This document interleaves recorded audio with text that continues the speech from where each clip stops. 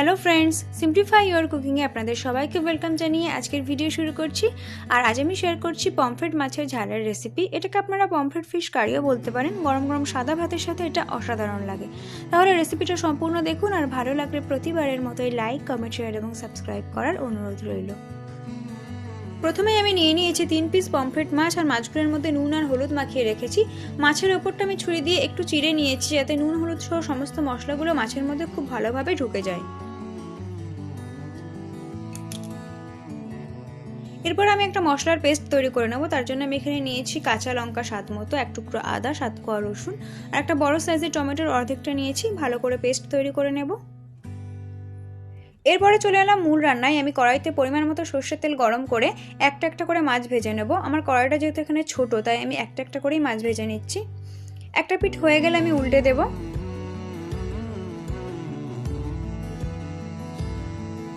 এবং উল্টে পাল্টে ভালো করে ভেজে তুলে নেব। আর এই একইভাবে আমি বাকি দুটো মাছকেও ভেজে নেব।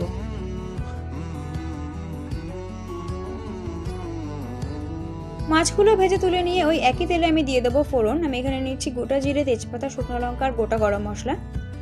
ফোড়নটাকে তেলে একটু নাড়াচাড়া করে নিয়েই আমি দিয়ে দেবো পেঁয়াজ। আমি এখানে দুটো ছোট সাইজের পেঁয়াজকে ভালো করে চপারে চপ করে নিয়েছি।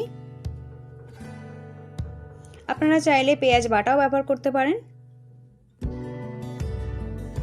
পেঁয়াজটাকে ভালো করে তেলে ভেজে নিতে হবে।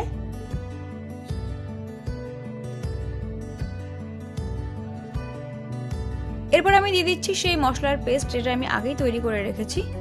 এই মশলাটাকেও ভালো করে তেলে ভেজে নিতে হবে, এর কাঁচা গন্ধটা চলে যাওয়া পর্যন্ত।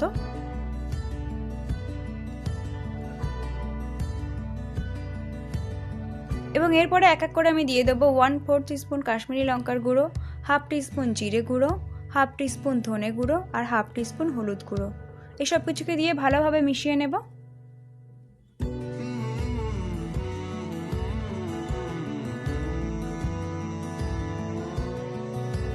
মিশিয়ে নেওয়ার পর আমি এর মধ্যে দেবো ফ্যাটানো টক দই।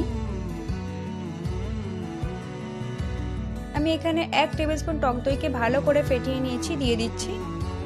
এর সাথে দিয়ে দেবো স্বাদ মতো নুন।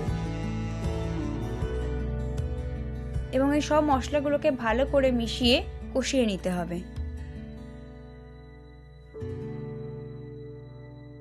এই সময় এর মধ্যে আমি দিয়ে দেবো একটু সামান্য জল, যাতে নিচে লেগে না যায়। জলটা আমি একটু উষ্ণ গরম জল ব্যবহার করছি। মশলাটাকে খুব ভালো করেই কষানো হয়ে গেছে, দেখতেই পাচ্ছেন তেলটা উপরে উঠে এসছে। এরপর আমি এর মধ্যে দিয়ে দেবো পরিমাণ মতো উষ্ণ গরম জল। আমি এখানে 1 কাপ আর অল্প সামান্য একটু জল দিচ্ছি। এই রেসিপিটাতে জলের পরিমাণটা কমই লাগে, তবুও বলছি আপনারা আপনাদের পরিমাণ মতো জল দিয়ে নেবেন। আর জলটা অবশ্যই করে একটু উষ্ণ গরম জল ব্যবহার করবেন। ঝোলটা ফুটে ওঠার পর আমি এক এক করে এর মধ্যে মাছগুলো দিয়ে দেবো। একটু সাবধানে দেবেন, কারণ এই মাছটা ভেঙে যাওয়ার চান্স থাকে, তাই সাবধানে দেবেন এবং নাড়াচাড়াটাও করবেন খুব সাবধানে। এরপরে আমি এটাকে ঢেকে দেবো 5 থেকে 7 মিনিটের জন্য।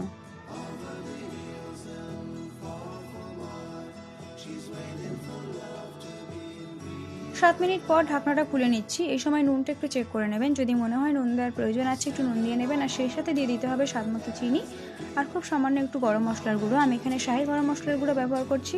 এই রেসিপিটা আমার চ্যানেলে অলরেডি শেয়ার করা আছে, লিঙ্ক নিচে ডেসক্রিপশন বক্সে পেয়ে যাবেন। খুব সাবধানে মিশিয়ে নিতে হবে যাতে মাছটা ভেঙে না যায়। আর সব শেষে আমি এর মধ্যে দিয়ে দেবো ধনে পাতা কুচি। ধনে পাতা কুচিটা দিয়ে দেওয়ার পর গ্যাস অফ করে এটা একটু সময় ঢেকে রাখুন, আর তারপর গরম গরম সার্ভ করুন পমফ্রেট ফিশ কারি বা পমফ্রেট মাছের ঝাল। আশা করছি রেসিপিটা আপনাদের ভালোই লেগেছে, আর ভালো লাগলে please like, comment, share and subscribe my channel. আজকের ভিডিও এখানেই শেষ করছি, আবার ফিরে আসবো নতুন কোনো রেসিপির সাথে।